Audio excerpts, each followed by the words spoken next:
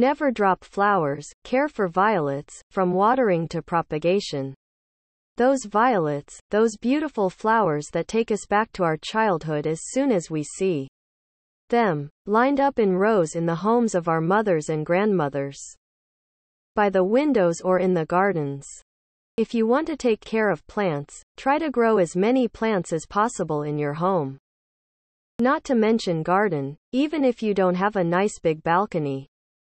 If you can't get enough of looking at your flowers in pots that make the day beautiful with its colorful flowers, approach it like this.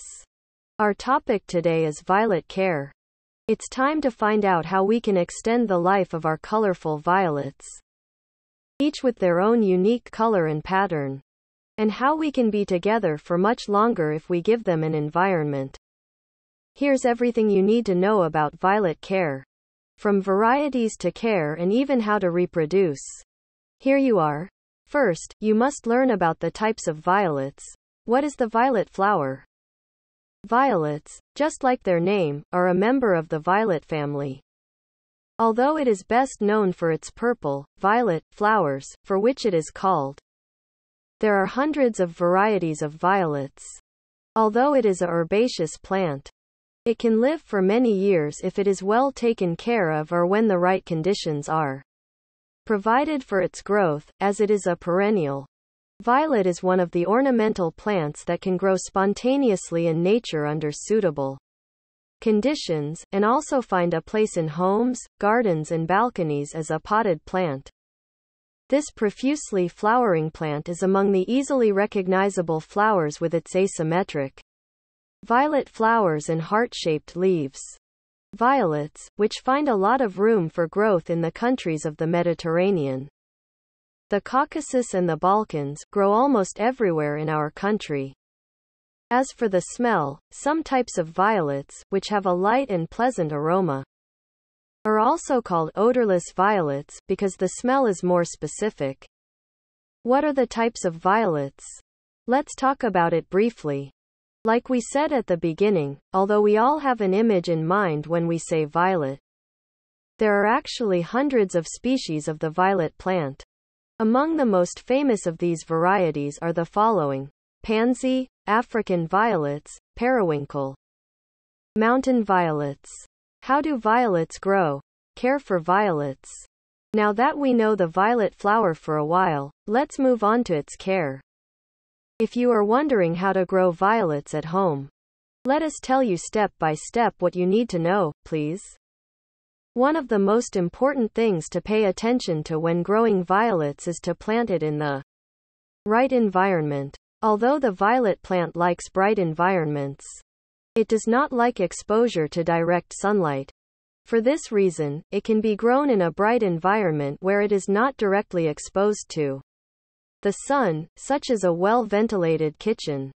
Why did you say the kitchen and not the other rooms? If you say, violets also love moist environments.